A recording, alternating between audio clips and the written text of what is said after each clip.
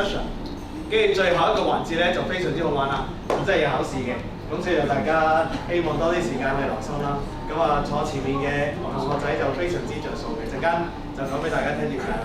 咁坐後面嘅同學仔咧，我知道係高材生嚟嘅，應該最了解成個過程先夠膽坐最後面嘅。咁啊恭喜你哋，咁希望你哋可以6點前放到工啦嚇。好。好快介紹下啦，咁可持續發展 sustainability， 大家有冇聽過 ESG 呢個 term 啊？有冇人未聽過啊？未聽過舉手，未聽過，非常好，未聽過好。嗱 ，sustainability 呢度第一個字先，可持續發展 OK， 同埋 ESG 呢度第二個 terms。咁點解要同大家講咧？因為呢一樣嘢係而家一個大趨勢啦，有好多人都會即係想問你哋有冇做緊 ESG 嘅嘢，或者問下你有冇做緊 sustainability 嘅嘢。咁兩樣嘢係代表緊兩件事嚟嘅。咁 sustainability 就係我哋人類啦，簡單啲嚟講就係希望我哋可以一路發展落去咧，都有一個好舒適嘅環境，有一個地球係可以即係適宜居住啦，有個社會或者有即係我哋嘅唔同嘅需要嘅原材料啊、動物啊、植物啊，可以俾我哋繼續生存落去，即係永遠生存落去。咁呢個就係可持續發展啦。咁 ESG 咧就係另外一樣嘢嚟嘅，就係我哋點樣去衡量下我哋而家喺 sustainability 發展成點啦。咁佢就分咗3個 category 嘅，等先。係啊，咁就係 E 啦，就係解做 environmental， 即係環境保護啦、環保。今日第一個 topic。第二個就係 social， 第三個就係 governance。咁其實咧，我哋琴日就將呢版擺咗好耐嘅，就因為呢個就係考試內容嘅其中一部分啦。咁啊，大家唔使攞電話出嚟啦，到時好快就會輪到你哋講㗎啦。咁但係咧呢3樣嘢點解係同我哋有關咧？咁或者講翻一個好基本嘅概念先。最基本嘅概念咧，而家嘅所有嘅 business 做生意，我哋係要 balance 3件事嘅。就第一件事當然唔係環保啊，第一件事係賺錢。OK， 我哋一定要賺錢嘅做生意。如果唔係嘅話，係唔可持續發展嘅。大家應該未必應該啦，大家可能未必有聽到啦。最近有個琴日有個好 sad 嘅 news 啦，就有個發展商嘅始創人，咁佢就自殺，係啊，咁佢就自殺咗啦。咁就其中一個好大嘅原因就係唔賺錢咯。咁所以我哋可持續發展第一件事其實並唔係環保，第一件事係要賺錢。OK， 呢個係好緊要嘅。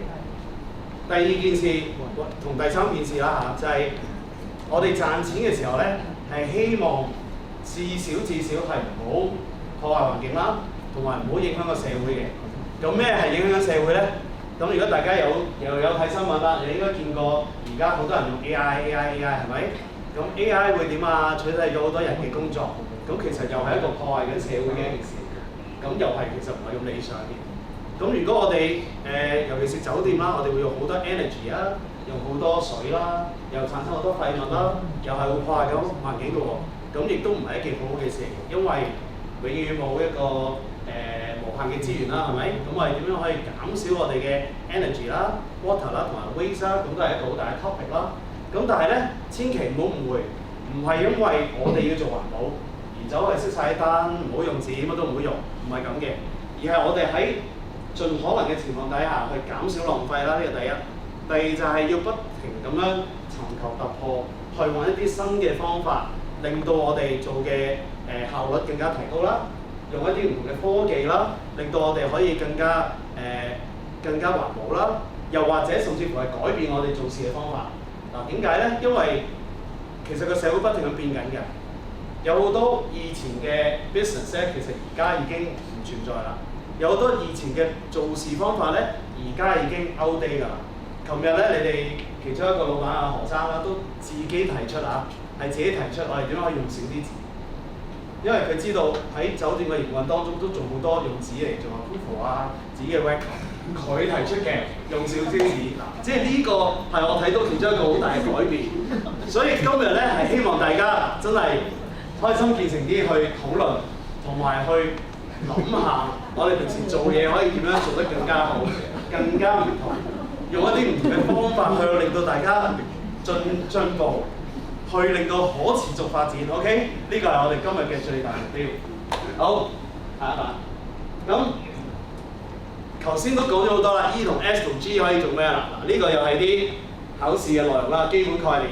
咁 E 咁當然啦，你慳能源、慳水、慳紙、減少垃圾，咁呢個其中一個啦。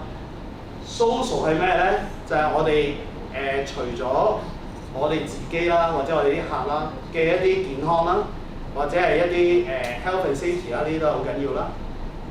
咁咩為之健康咧？咁我相信大家喺唔同嘅崗位有唔同嘅工作環境啦。咁如果你嘅工作環境係成日淨係對住張台，一個辦公室4埲牆嘅，咁你有冇機會去行下、去喐下、活動下，而唔係淨係坐住喺度咧？咁如果你做緊嘅嘢係喺廚房嘅，咁廚房空氣一定唔係咁清新啦，係咪？因為不停咁有唔同嘅油煙啊，或者有唔同嘅氣味啦。咁點樣可以 make sure 你嘅健康係可以得到保護啦？咁甚至乎你啲客人啦，佢哋點樣可以 enjoy 到你酒店嘅設施啦？佢哋食到一啲健康嘅食物啦，或者有個選擇可以揀啲健康嘅食物啦。揀一啲非常之高質素嘅酒啦，係咪？啲酒亦都有分好多種啦，有啲係biodynamic啊，有一啲係 sustainable growth 啊、organic 啊，即係好多呢啲嘅選擇啦。咁食物有冇咧？或者甚至乎啲我哋成個團隊點樣可以做一啲唔同嘅社區活動，揾埋一啲社會團體一齊嚟做一啲 program， 令到佢哋又一齊參與成件事啦。咁呢啲都係 S 嘅部分。咁 G 咧？係其實最緊要嘅其中一 part， 因為咧我哋 ESG 雖然係咁樣叫 E and S and G， 但係 G 係最基本嘅，一定要有 G 先至可以撐起成個營運啦。咁 G 入邊其實我哋就講好多叫做system control 啊，點樣控制個流程啦，做 procurement 啦、finance 啦，點樣攞 data 啦，呢個好緊要，因為咧數據係我哋嚟緊一個做生意嘅其中一個好大嘅成果，甚至乎係一個原材料啊！即係例如啲客人佢係喜好中意揀咩食物、揀咩房、有咩酒、travel 去邊度，呢啲都係數據。甚至乎佢哋可能有啲 feedback 話：我哋有啲咩地方做得唔好，呢啲都係啲數據。咁我哋點樣可以好有效咁收集啲數據，令到我哋成個營運都可以繼續去進步、可持續發展咧？呢個係一個好大嘅挑戰嚟嘅。咁我哋點樣先做得好咧？呢啲都係我哋 governance 嘅 topic。咁我哋做咁多唔同嘅一啲概念啦，一啲環保可持續發展嘅概念啦，我哋唔係完全冇方向嘅。咁同埋尤其是我哋有唔同嘅國籍嘅人啦，有唔同國籍嘅客人啦，尤其是係咪？亦都有唔同行業嘅客人。咁我哋點樣同佢哋溝通？究竟可持續發展我哋做緊啲乜嘢咧？咁其實喺聯合國嗰度佢定咗呢一個叫 United Nations 啦 ，Sustainable Development Goal 就係聯合國定嘅17個可持續發展嘅目標。咁就係我哋人類如果想延續落去咧，就一定要達到呢17個目標啦。咁有咩好處咧？就係令到我哋好容易咁樣去話到俾出面聽，我哋究竟喺可持續發展入邊幫緊邊一個項目？例如啦，我琴日都攞呢個嚟做例子啦。例如14，因為最容易記嘅14號 Life Below Water， 咁就係講緊希望喺海洋入邊嘅生物有一個平衡啦，就可持續發展啦。咁點解我哋以前係成日講話唔好食咁多魚翅咧？就因為如果啲鯊魚死晒會點啊？鯊魚死晒，咁就係佢下一陣嘅魚咧就會不停咁樣繁殖啦。咁下一陣嘅大魚繁殖得太多咧，就食晒啲細魚啦。咁冇晒細魚咧，個海洋就唔平衡啦。我哋亦都少咗好多食物啦。咁所以咧就要維持呢一個生態平衡嘅話咧，就希望我哋可以做一啲措施，就唔好不停咁樣去食某種嘅海鮮。甚至乎其實而家有好多唔同嘅 sustainable fishing 啦，有一啲local fishing 啦，咁希望都可以做翻呢樣嘢，令到我哋可以平衡翻成個環境。咁呢啲就係其中一啲概念。咁點解我特別要提呢個咧？因為呢個係除咗你考試可以攞嚟用之外啦，咁另外就係如果大家係覺得自己本身嘅個人興趣係同某個 topic 有關嘅，你哋可以自己提出啦，同你嘅上司講，同senior management 講，咦，原來我對例如no poverty 或者 zero hunger 即係希望啲人唔好有飢餓嘅咁樣係有興趣嘅。咁你就可以點樣參與，即係我哋點樣去做一啲愛心飯盒就出去派啊，或者甚至乎我哋將啲喺自助餐食剩嘅廚餘可以攞去點樣再去分享俾一啲冇嘢食嘅人啊，咁就好多呢啲嘢可以做嘅。咁就希望我哋每一個同事都去參與呢一個可持續發展嘅旅程。咁呢一個就係我希望可以今日分享俾大家嘅其中一個好緊要嘅 topic 啦。好，咁另外啦，唔知道大家有冇留意到我哋上2個月前就成個酒店攞咗一個認證，大家知唔知啊？係咪全部都知 ？OK， 咦，咁我可以 skip 咗呢一 part。其實呢一個係其中一個原因，點解我哋今日要做分享啦？就係我哋嘅酒店咧，係成為全香港第一間酒店係攞咗呢一個綠色建築嘅認證嘅，叫做 LEED。咁佢代表咩咧？LEED 啦，佢就代表英文全名啦，就係 Leadership in Environmental and Energy Design， 係咪 ？Energy and Environmental Design 係啦，咁就係代表緊我哋嘅酒店係同其他酒店比較咧係更加環保嘅。喺邊一個層面咧？好，咁我分咗類先。嗱，首先就係我唔知道大家有冇人聽過呢一個 LEED 呢樣嘢啊？呢樣嘢有冇人聽過㗎？有冇人聽過其他酒店好似攞過喎？有冇人聽過呢樣嘢？亦都有喎，亦都有同事合購。咁其實點解我哋會話自己係第一間酒店攞咗呢個 LEED 咧？有冇人知？係唔知係好嘅，因為知用㗎嘛，又係唔使嚟講。因為咧佢 LEED 咧就分咗幾個唔同嘅 category。佢其中一個 category 咧就最多酒店去攞，就係叫做呢個 building design construction。咩意思咧？就係佢新起酒店嘅時候，佢就用一個環保嘅設計概念去控制成個建築嘅過程。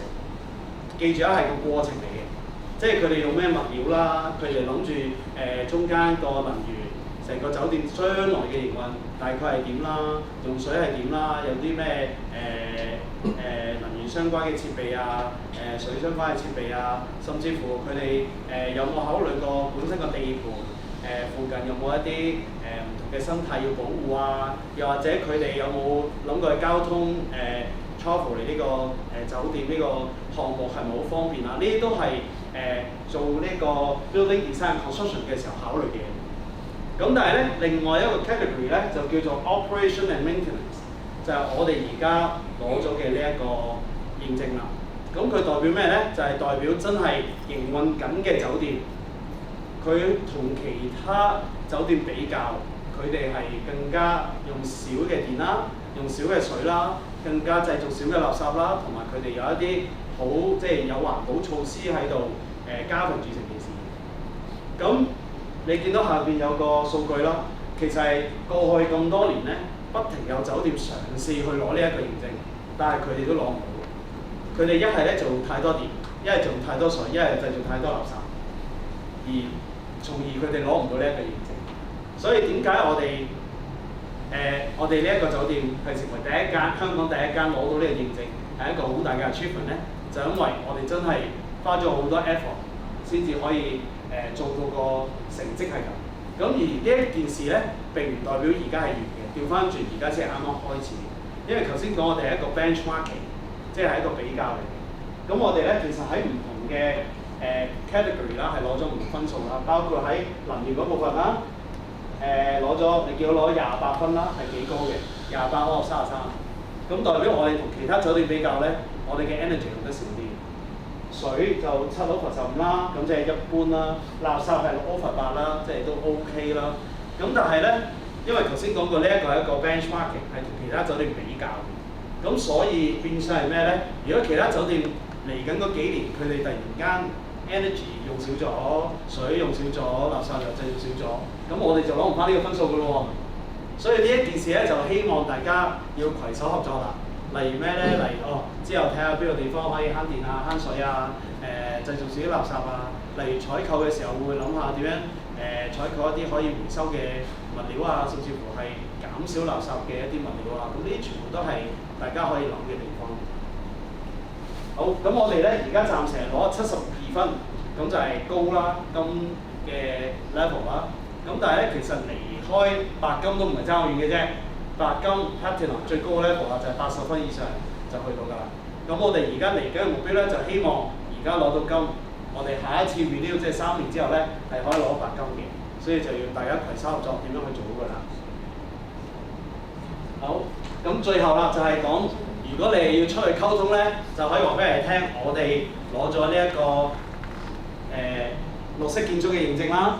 咁我哋同其他酒店比較起上嚟咧，就係、我哋比較有呢一個 performance 啦，頭先講個 energy、water 同 waste 啦。咁我哋有一啲環保嘅 policy 啦，同埋我哋係成個 site management 係做得更加好嘅。咁就係呢3個大嘅 topic 啦。咁如果你想知多啲 detail 咧，就同我哋啲同事溝通下啦，甚至乎可以攞翻頭先嗰張 score card 就睇下啲內容啦，就可以同一啲唔同嘅尤其是工程嗰邊嘅同事啦，就可以溝通多啲，睇下我哋究竟做啲咩措施可以咁環保啦。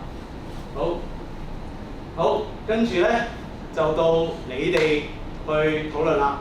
嗱，跟住落嚟咧係點咧？就係、分咗咁多組嘅1、2、3、4、5、6。咁你哋咧就會有唔同嘅工作紙啦。咁嚟緊咧，你哋就大概有10分鐘到15分鐘啦，你就要去討論下你工作紙嘅內容，跟住就揾翻一個代表出嚟去講翻嘅。咁呢一個係我哋第2部分 ，OK？ 陣間再講第3部分點玩啦。咁而家做咗第2部分先，我哋啲同事會逐組嚟幫你哋一齊去傾嘅。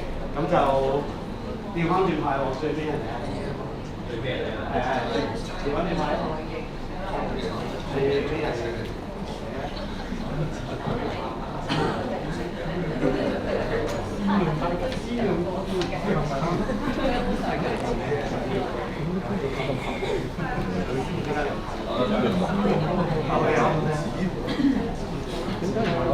大家有冇問題先？有問題。攞多幾張啦。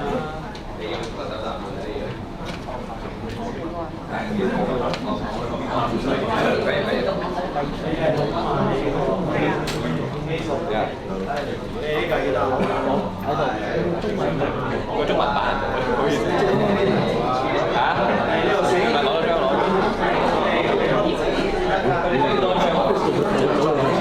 你哋幾多號啊？3號。3號。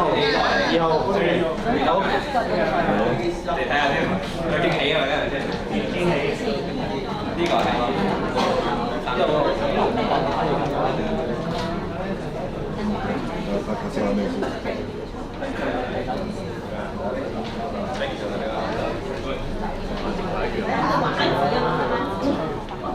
嗱，大家記住啊！我哋呢個討論咧係講緊我哋酒店，跟住就俾個情況你，跟住就你哋討論下你點樣去演繹啊，或者點樣去進行啊，冇啱同錯嘅答案嘅 ，OK， 冇一樣講嘅，你哋去諗下，我哋喺一個管理嘅角度，我哋可以點樣做咧？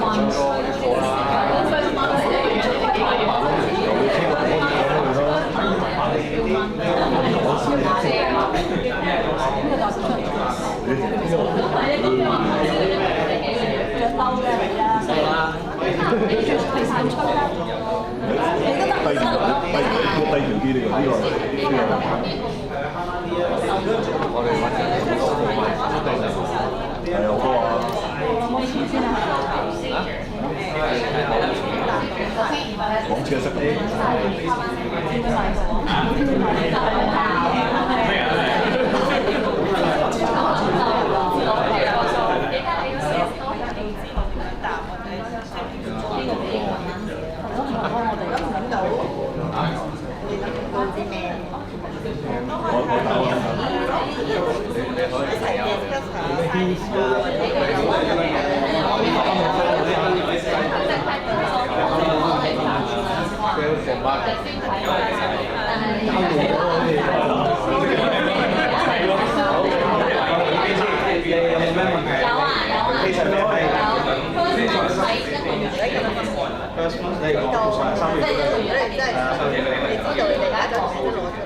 你討論完，跟住陣間揾個代表出嚟講。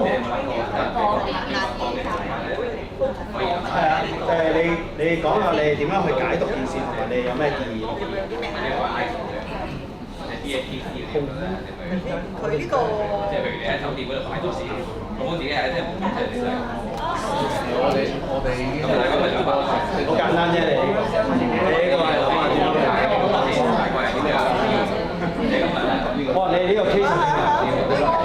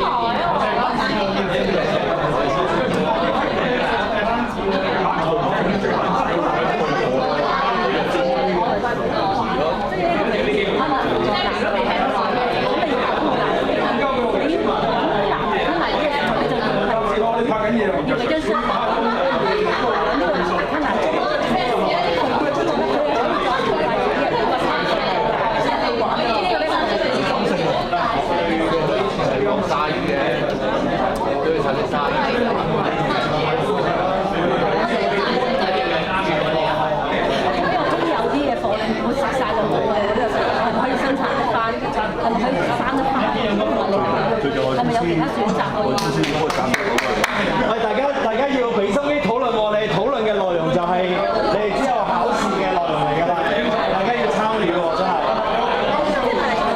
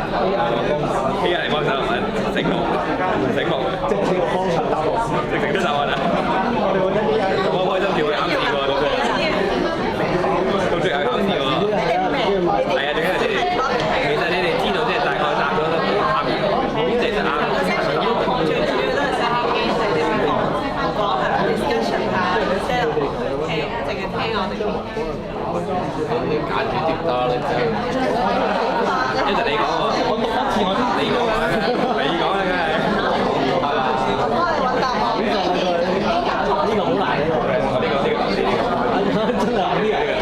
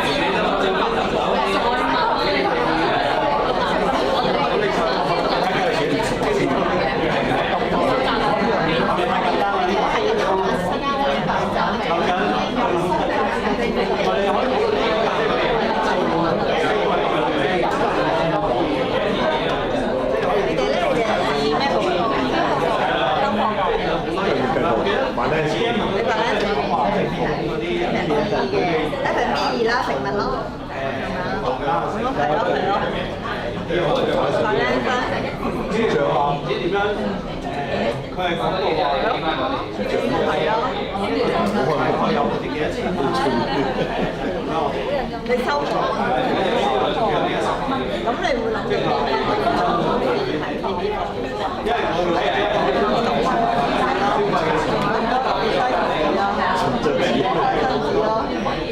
你收嘅冷氣餐係冷氣餐細同冇關係㗎，你只要一開，我食埋佢咯。個使用量係一模一樣。我哋可以做嘅話，細少啲手啊！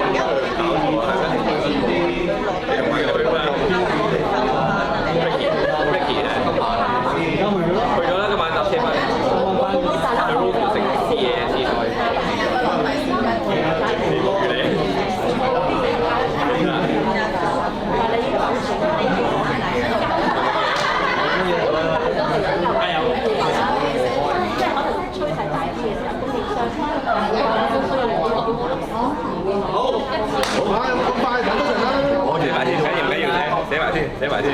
我見到有啲 group 已經停晒手啦，我哋唔好等太耐啦。第一組人出嚟先，好，第一個飛出嚟先。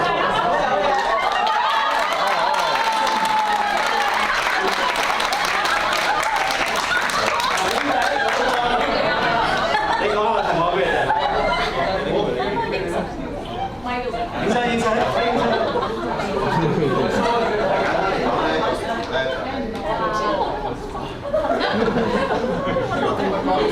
係呢一樣嘅 LED 係好啊，定係壞咧？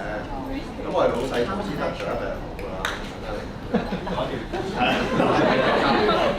好。有咩好處咧？喺錢方面啦，嗰啲成本啦，例如啲水費啊、電費啊咁咧，一定有減少啦。喺 long term 上面咧係一定有好處嘅。雖然投資咗一筆錢落去啦，但係 long term 咧都係會翻嚟嘅。其次咧就係例如嗰啲物料嘅浪費啦，減少咗啦，同埋嗰啲廢物要處理嘅費用啦，都係少咗啦。咁另外一方面咧就係個品牌啦。咁我哋攞咗呢個 cert 之後咧，個品牌都會有好嘅 reputation 啦。咁同埋咁個品牌好咗之後咧，啲生意咧自然㗎。咁有啲公司嚟啲 corporate 公司啊，一定要講唔同啲認證啊，佢會揀呢間酒店去住啊，或者 group 啊。咁呢個一定係好多個。咁另外個 reputation 好咗，咁喺人才方面啦，都會有好處啦。即係可能嗰啲同事啊，或者呢啲人咧，都會特登係因為呢一樣再同事。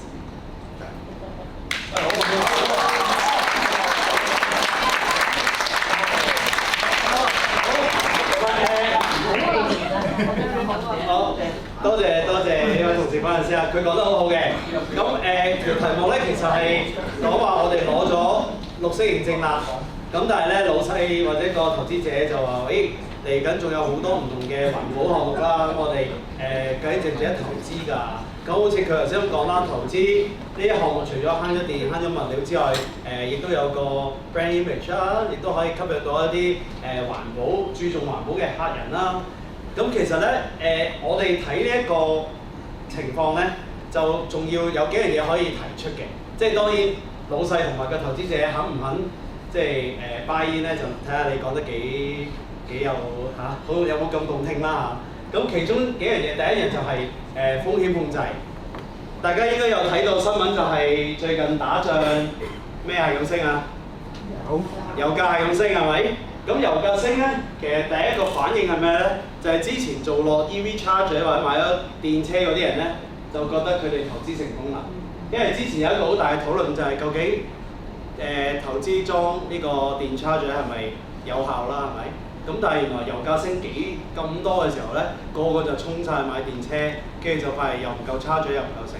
咁如果酒店因為我哋有 charger 係咪？咁亦都可以吸引到啲揸電車嘅人嚟啦。咁呢啲全部都係一啲投資回報成功嘅地方。咁就唔係淨係單即刻回報嘅，咁係一個長遠嘅。咁另外就係、除咗一啲嘅客戶需求之外啦，其實法例法規有時都會一路去因為環保呢樣嘢而改變嘅。大家可能有睇到，即係當然啦，垃圾徵費就胎死腹中啦。但係之前譬如你嗰啲膠嗰啲餐具嗰、禁咗嗰樣嘢啦，係咪？咁呢個又係啲環保條例啦。其實嚟緊仲有好多唔同嘅環保條例，會係影響咗我哋嘅營運嘅。咁如果當我哋投資去一啲環保嘅嘢嘅時候咧，其實係將呢啲風險亦都減低咗。咁另外最後就頭先講，即係真係吸引到客啦。幾樣嘢其實除咗有啲客人係比較中意環保之外咧，確實有好多唔同嘅大機構，佢哋只可以揀一啲環保啲或者環保認證嘅一啲酒店或者場地去用。咁其實甚至乎，如果你冇一啲咁嘅認證，佢哋揀都唔會揀，即係你哋係聽都冇聽到佢哋。咁所以呢一個都係一個好大嘅投資回報嘅一個效果。咁所以呢一 part 我哋有好多唔同嘅角度可以說服業主同埋投資者去繼續投資落去嘅。咁當然啦，工程嗰方面啦，如果你投資落去去減低佢能源啊，咁所有嘢都一定係即刻回報添啦。咁呢啲全部都係有一個投資回報喺度。好，下一組，第二組邊個第二組 ？OK。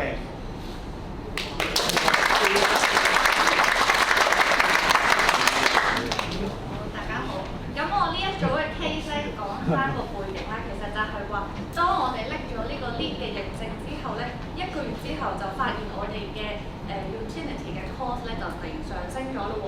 咁究竟有啲咩可以做咧？有咩處理咧？面對呢一個 case 嘅時候，咁我哋覺得首先咧就係應該係要了解究竟係邊一個部分嘅 cost 高咗啦。咁可能就係 department head 可以拎啲數據出嚟一齊睇，究竟係水電煤定係邊一個範疇嘅嘢係貴咗嘅。然之後如果知道咗係邊一個部門咧，咁可能就佢去 identify 究竟佢個部門有冇嘢係呢個月特別做得唔同咗啊？定係有冇啲咩譬如有冇邊度漏水啊？所以先會導致到呢個 cost 升咗。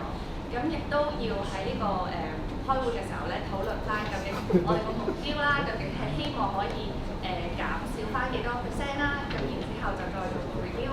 咁如果譬如再過1個月之後，咁又睇下個數據，如果係 achieve 到嘅，咁就 OK 啦。如果係 achieve 唔到嘅，咁使唔使再調整個 target，或者有啲咩措施可以繼續跟進咁樣？咁但係我哋覺得另外都有2個 point 咧係值得留意嘅。其實 cost 多咗咧，亦都可能係因為我哋多咗人客。咁延續頭先 case 1嘅 summary 啦，就係因為我哋攞咗呢個認證，多咗 corporate 嘅客人嚟住咧，就令到我哋咧就非常爆房啦。咁所以先導致我哋個 cost 會大咗。咁如果係呢一個咧，就係一個 happy 嘅，都唔係 problem，係啦，因為你個 profit 都會大過，都會冚得到。咁另外仲有一個因素就係可能係 seasonality，或者呢排天氣突然之間日日都30幾度，咁開多咗冷氣，咁呢一個都可能係一個因素。咁呢個就係我哋嘅係咯，頭先少少嘅 discussion。非常專業嘅演繹啊，其實真係差唔多講晒㗎啦。咁我覺得可持續發展啦，頭先講過係大家都要參與同埋要一路進步啦。咁 cost 係其中一個好大嘅指標。咁當然我哋有好多方法去減低個 cost 啦。頭先已經提出咗啲啦，同埋點樣去將呢樣嘢拆細嚟到每一個部分去大家去評估或者係 review 翻邊個空間可以再做多啲。同埋攞嚟同個成個營業額去做翻個 balance。同埋個天氣個影響，咁呢全部都係真係好緊要嘅 factor 嚟嘅。咁希望大家第一知識啦，第二就係都睇翻成個大環境啦。因為 utility cost 有機會嚟緊一路加，尤其是大家見到中電都宣布咗佢嚟緊加價。咁其實我哋覺得佢加得個幅度已經冇之前我哋10年前估計佢咁高嘅。因為10年前我哋估佢咧去到2033年大概到3蚊一度電。係3蚊一度電熱壺佢。咁但係而家加嚟加去就係講緊個幾嘅，咁係非常之穩定嘅。其實香港政府做咗好多嘢去令到件事減到最低。咁但係長遠嚟講咧，其實佢一路會加上去，所以大家繼續可持續咁樣去揾方法去減咧，咁呢個絕對係幫到大家營運啦，同埋幫到個生意。好，下一個 case。好。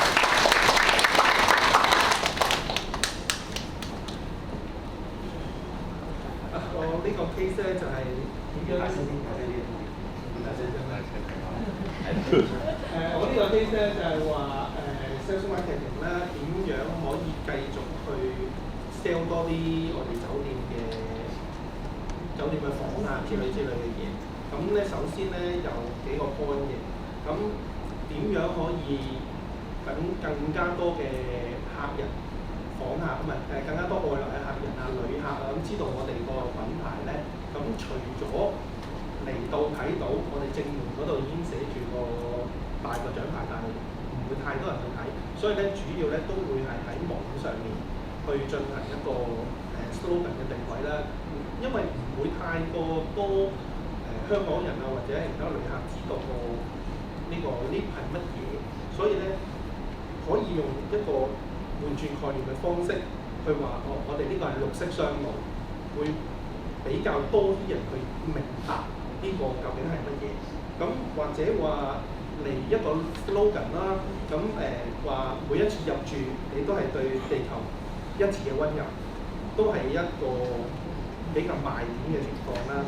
咁到旅客入住嘅期間咧，咁你可以令到佢更加體驗得到點樣你係一個綠色旅客咧，咁可以有部分嘅數據啊喺房裏邊嗰個展示俾佢睇啊。究竟我哋而家已經唔係用樽裝水啦，我哋去出邊去斟水啦。咁對於呢個環境有咩效益咧？俾啲資訊佢睇啊。咁等到佢更加有一個體驗感，可以令到原來綠色酒店係咁樣嘅。咁同以前住嗰啲有咩分別咧？咁將會有一個唔同嘅體驗。好，好呢一個 case 咧，其實係希望大家一齊去 brainstorm 下，究竟我哋嚟緊仲可以點樣做 promotion 啦。咁頭先已經得好好啦，即係上網上面去講多啲綠色體驗啊，介紹多啲酒店嘅 features 啊，都好嘅。其實咧，大家仲可以喺你哋嘅崗位度咧揾一啲即係環保啲嘅 features 出嚟，或者係唔止環保，頭先個 E&S 都有嘅，即係可能係一啲好 social 嘅都得嘅。咁就可以令到即係 marketing team 啦，可以有唔同嘅子彈啦去講。因為有時咧，我覺得做宣傳唔可以講嚟講去都係同一件事，你一定要用唔同嘅角度去吸引唔同嘅客人嚟，係咪？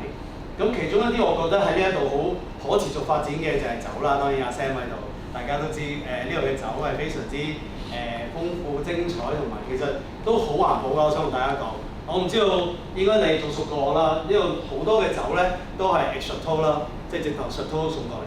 咁點解係環保咧？因為如果唔係 Chateau 會點啊？就其實擺咗喺出面嗰啲 dealer 度好耐。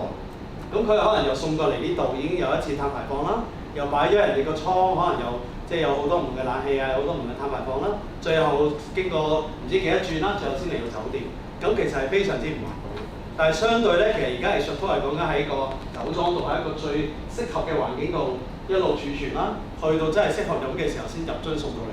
其實係將個成個流程簡化咗咧，已經係一個好環保嘅地方。其實連呢一個都可以去大力去 sell 㗎。我想講，即係其實喺你哋每個工作崗位嘅細節咧，可能都有啲嘢係其實係同其他酒店唔同，係可以攞去俾 marketing team 去做 promotion。同埋其實琴日有啲同事 suggest 過，會唔會喺個客房嘅電視不停去講翻俾佢聽，原來你哋唔換床單可以減少幾多水，又可以減少幾多碳排放啊？咁去 encourage 啲人去減少啲啦。甚至乎原來你較冷氣較高兩度又會點啊？即係好多呢啲嘢，其實都可以係一啲好嘅提議，同埋去令到啲客人同你哋一齊參與，咁係非常之有效。咁另外，琴日都提到啦，會唔會喺食材嗰度啦，去填一啲唔同嘅環保食材，即係例如俾啲客有得揀一啲環保肉啊，或者係一啲 sustainable seafood 啊，或者係啲全 ready 嘅即係 menu 啊，令到佢哋都可以參與環保。咁呢啲都係一啲其中唔同嘅marketing 嘅 suggestion 啦。咁當然要成件事配合啦，但係其實可以再去下一步嘅空間好多。咁就希望大家繼續努力去揾多啲題材出嚟，令到我哋更加推廣到呢一個綠色酒店嘅營運啦。好，下一組。唔好推啦，大家都邊個講嘅啫？係啊，邊個講嘅？呢個關於咧就一個sales and marketing 啦，關於一個係客戶嘅互動啦。咁咧有好多客戶咧就可能想知道我哋間酒店有啲乜嘢嘅環保措施啊嗰啲嘢啦。咁我哋會同嗰啲初飛合作去確保翻我自己間公司有啲乜嘢環保嘅認證啊嗰啲嘢啦。咁同埋咧，我哋提供翻一啲叫低碳嘅，可能啲wedding 啊、event 啊等等啦，同埋提供翻一啲係比較可信嘅數據，因為咁樣咧可以提高翻公司嘅形象啦，同埋個可信度。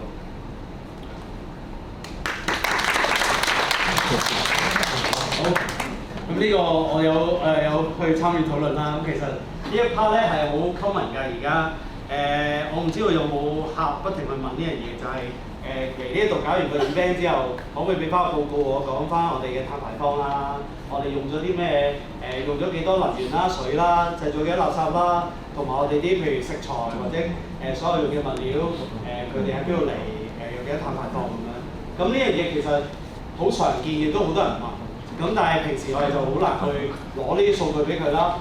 咁如果係一個好 perfect world 咧，就係希望每樣嘢都有即係電錶、水錶或者有好多數據已經即時 available 㗎啦。咁但係呢個世界未必需要做到咁 detail 嘅。咁我哋有好多唔同嘅方法咧，可以去計翻數，去計翻成個碳排放，令到嗰個客人係有一個好似頭先咁講啦，一個 professional 嘅report 可以講翻俾佢聽個碳排放係幾多啦。亦都有啲 option 俾佢話，咦，原來你唔係咁做，你可以揀第二個 option 就係低碳啲，又可以環保啲。咁仲有第三個 option 咧，就係低碳完之後咧，你仲可以買埋呢個carbon credit， 咁就可以 cover 埋你嘅碳排放，令到你係完全零碳嘅咁樣。咁呢樣嘢咧，其實大家如果有買 Cathay 嘅即係 CX 嘅航空咧，其實有呢個 option 喎，大家有冇睇過啊？大家有冇搭過國泰？係啊，國泰嘅航空，你去買機票嘅時候咧，其實佢有個 option 俾你話 offset 翻佢嘅碳排放。咁呢一個其實係同一個概念，不過其實喺酒店都做得嘅，就係、是、我哋可以俾一個報告佢，跟住話俾佢聽，可以買 carbon credit offset。咁一個好簡單嘅指標就係、是，如果個 event 可能佢嘅碳排放係講緊5000個 kg 嘅碳排放咁樣，咁呢個 carbon credit 可能講緊即係1000幾百咁樣，唔係好貴嘅。所以成件事其實好 make sense 嘅，亦都個 marketing effect 好大啦，同埋佢哋個 marketing effect 都好大，即係唔係淨係你哋點樣去 sell 佢，而佢哋都可以點樣 sell 佢哋做緊嘅 ESG 有幾多嘅 achievement。咁呢啲都係點樣去 business for business， 咁就希望可以藉著呢樣嘢再更加揾到更加多生意。好，下一個，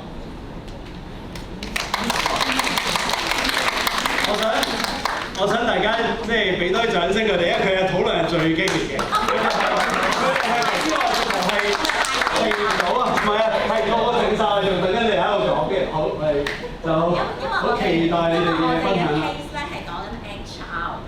咁我哋嘅問題咧就係我哋嘅問題講緊啲咩咧？就發現咧，如果對於呢個垃圾分類啦，同埋節約能源咧，好多唔同嘅員工咧都有唔同嘅遵守規則啦，或者認知啦、不一啦。咁點樣去提高佢哋意識咧？咁其實咧，我哋離不開咧都係不斷 remind 啦，同埋 review 嘅啫。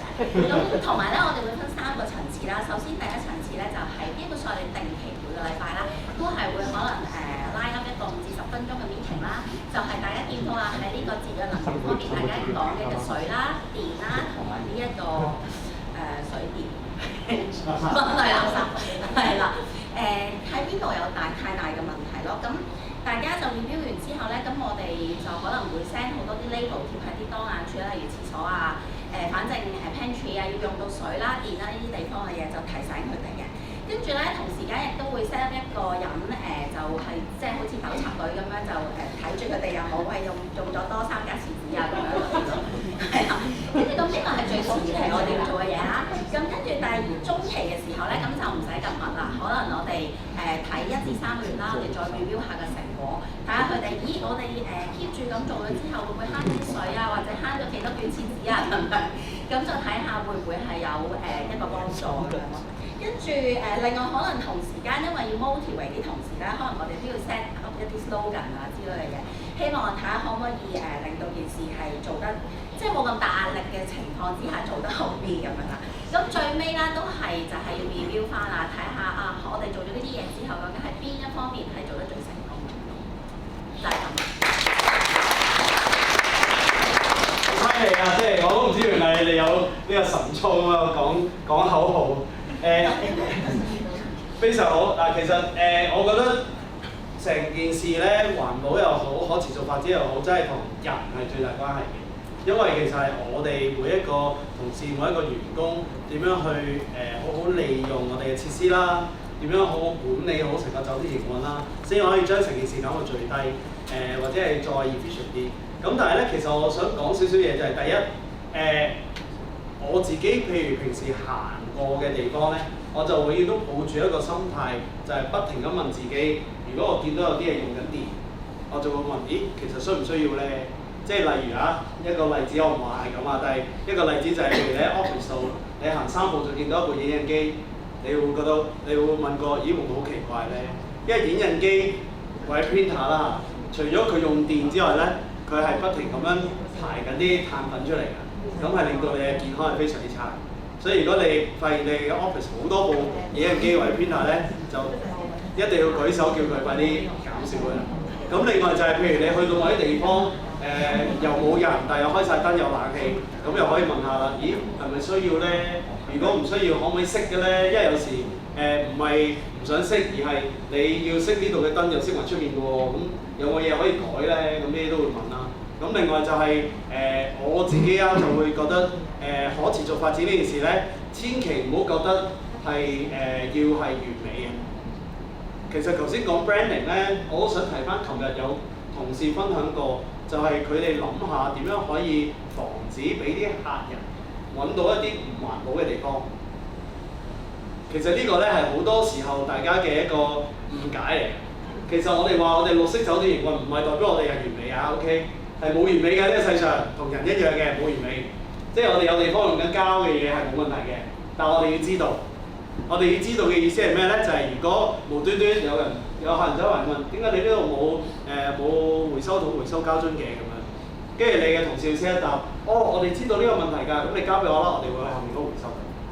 即係又或者有人問，咦，點解你呢度仲用緊呢樣嘢，好唔環保喎咁樣？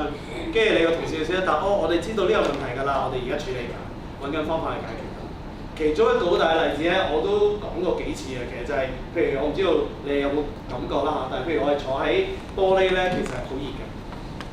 咁呢一個其實會係一個問題嚟嘅。除咗即係當然有啲客人喺大堂或者喺個 lounge 嗰度，可能平時會西斜嘅時候好熱啦。有時就係講緊佢入到嚟令到呢一個冷氣用多咗 energy 啦，亦都係一個問題啦。咁所以其實我哋可以講嘅答案就係我哋知道呢個問題，咁亦都揾緊新嘅方案去處理，去點樣去進步㗎啦。咁呢個都係一個好緊要嘅答案。咁所以咧，其實我哋係要俾客人更加知道自己不足嘅地方，呢個都係好緊要。咁所以咧，我哋發現到邊度有問題咧，即係例如廁紙用得多啊，或者係原來有啲同事佢哋都唔清晰呢樣嘢，呢個都可能係一個問題嚟嘅喎。咁千祈唔好就話怪個同事，點解你嚟我哋公司攞咗 LED 你都唔知啊？千祈唔好咁講，就調翻轉諗下方法，點樣可以令到佢知翻件事，同埋點樣可以令到個同事都一齊去揾一啲方法去進步。咁呢一個就係我哋最希望達到嘅目標，就係一齊進步，一齊學習，一齊進步。好，下一組。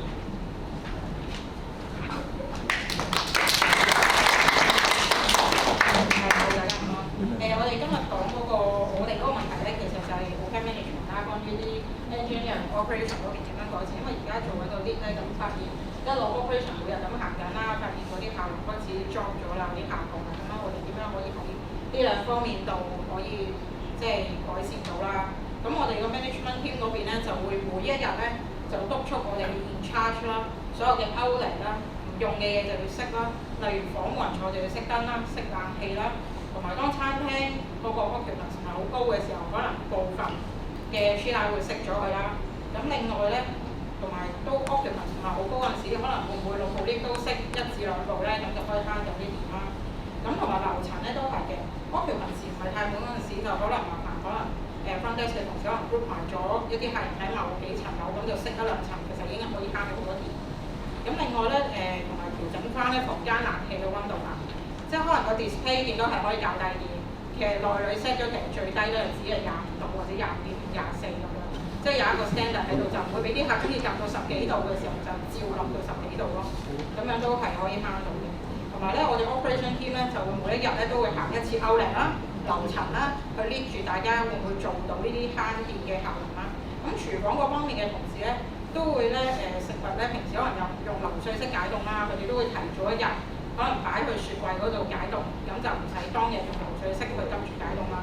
咁同埋佢哋唔用嘅爐頭嘅火種嘅煤氣咧，都係會大部分熄咗去，用嗰啲先至開到。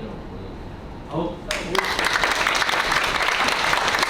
好啊，咁其實engineering operation 咧，我想講，千祈唔好覺得呢個係工程部嘅責任，其實唔係嘅，調翻轉呢個係所有同事嘅責任。咁呢個第一啦，第二就係咧，頭先都有同事問㗎，咦我哋即係嗰邊啦，講緊呢個 sales and marketing 係咪應該即係交翻過嚟呢邊講咧咁樣？跟住我話唔係啊，調翻轉，我哋今次咧就係希望大家可以不停咁樣去創新，不停咁樣去揾出一啲答案、一啲進步嘅空間，令到大家都可以進步啊嘛。咁因為有時候譬如喺工程部，佢都睇唔到你 operation 有啲咩情況，有啲咩地方可以進步，係咪？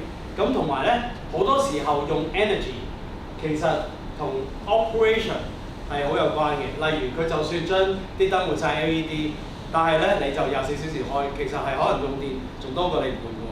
咁又一調翻轉，如果你將個冷氣校到長時間都校到好凍，咁佢永遠都會用好多 energy。咁呢個係工程部點做都做唔到㗎嘛，係咪？咁所以大家點樣去配合呢件事咧，係非常之重要。咁另外一樣嘢咧就係第一就可以用啲 technology 去令到佢improve 啦。但係我覺得頭先嘅 suggestion 好好㗎，就係用一啲改變個流程啦，令到佢可以用少啲resources， 即係能源好、水好或者製造垃圾都好，咁係非常之有效嘅地方。同埋另外一樣嘢就係要記住，我哋做可持續發展好，或者做呢個 technology 都好，我哋最終嘅目的咧，除咗為咗生意之外啦，就係為咗人嘅。咁呢個係好緊要嘅一個即係概念嚟嘅，千祈唔好為咗環保而即係冇晒廁紙啦，例如或者係熄晒冷氣啦，咁係唔 work 嘅，因為啲人係會唔舒服，係會唔健康㗎嘛，係咪？咁同埋咧，我覺得我哋今日成個討論咧，我哋少咗講點樣去做一啲 social 嘅嘢。其實 social 嘅嘢咧有好多空間可以做。咁我琴日有講到幾樣嘢，就係第一，我唔知道你哋呢度有冇琴日答過，就應該未必有，就係會唔會請一啲SEN 或者係一啲 disable 嘅去做一啲唔同嘅工作啦。咁呢啲都係其中一啲我哋 social 可以考慮嘅地方啦。另外就係會唔會再用一啲唔同嘅就業空間去請一啲可能大學學生，即係你知隔離 hotel icon 不停同啲大學學生去做㗎嘛，咁又會咁樣去製造一啲機會去 include 一啲唔同嘅人啦，跟住有冇唔同嘅人種啦，有冇啲考慮下唔同同事嘅需要啦，例如我唔知道你有冇 mother's room 啊，有冇一啲正修嘅地方啊，有冇啲休息空間可以令啲同事尤其是翻 night shift 嗰啲可以休息啊，或者係唔舒服嘅時候可以點樣去做啊？咁呢啲其實好多嘢喺 S 嗰方面咧都可以進步，同埋咧大家要記住一個好大嘅概念，就係當你個人好唔舒服或者係好個狀態係非常之緊張嘅時候咧，佢往往咧就會製造到好多浪費。我俾一個例子大家，就係我哋以前有一個嘗試研究過點樣可以令到地盤嗰啲人用少啲膠飯盒、發泡膠飯盒。跟住最大嘅研究係咩咧？就係話當嗰啲工人日曬雨淋，日日都喺個咁熱嘅環境度做嘢，佢哋食飯嘅時間就得咁少，佢哋梗係想盡快食完個飯盒，跟住就休息㗎嘛，係咪？所以佢哋係唔會同你帶飯，係唔會同你行出去食飯。佢係只會喺門口嗰個快餐車度擺一個發泡膠飯盒，寫色就掉。所以呢一個咧就反映咗咩咧？就係、人嘅需要其實永遠都係要解決咗，先至可以減少到其他嘅浪費。所以呢樣嘢大家要認知啦，同埋要諗下點樣去令到佢更加好啦。即係如果你哋覺得你嘅工作環境係有啲進步嘅空間，都要記得提出俾你嘅senior management 啦，去令到佢哋諗下方法，令到佢進步。So that 你話，咦，原來進步咗呢樣之後咧，我哋都可以有其他地方嚟行。咁甚至乎原來有客人有一啲 feedback 嘅時候咧，記住呢個係好正面嘅一件事，因為我哋就有空間去做。例如有冇客人去話，咦，你個 menu 即係例如 food menu 冇某啲選擇喎。例如我哋嘅即係頭先講啦，地方唔夠多環保回收桶喎。你嘅冷氣好凍喎，或者你嘅點樣喎。咁呢啲全部都係一啲好大嘅 opportunity。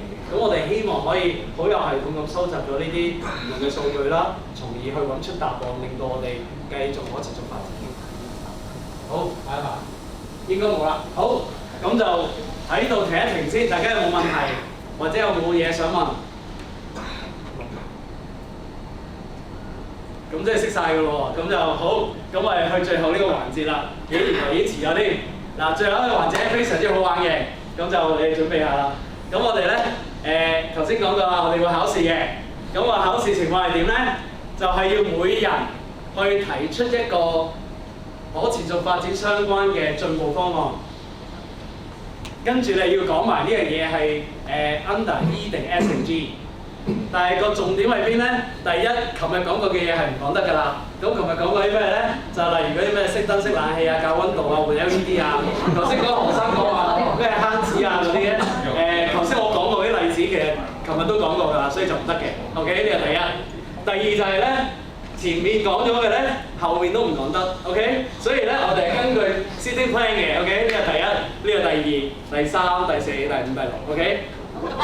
另外咧，我哋會話俾你知㗎。另外咧，如果講錯咗咧，要排對比嘅。OK， 即係例如你講唔出，或者你講完嗰樣嘢，明明嗰樣嘢係 E， 你又講咗係 S 嘅，咁唔該排翻對比啦。咁啊，所以呢個遊戲非常之好玩嘅，大家應該冇問題啊嘛，係咪？大家識晒㗎嘛頭先話，所以我哋嚟㗎咯喎。咁就嚇。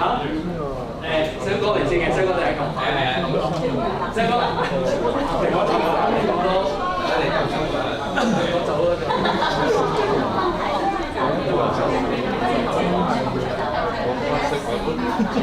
好。嗱，阿 Sam 哥已經第一件事講咗酒樽回收啊，大家後面冇得講㗎啦。好，放歌放學可以，好繼續。搶答嘅可以。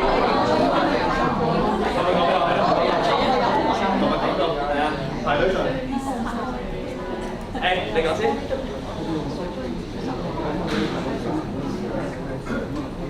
非常好啊！冰桶唔算做 ice pack 啊，可以放啊！冰桶唔用真冰，用 ice pack。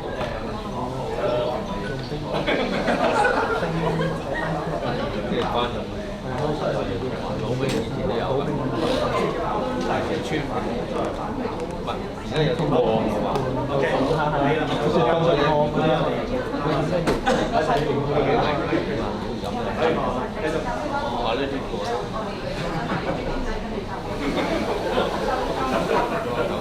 好，咖啡渣，琴日講回收，今日講我哋重用霹靂啊！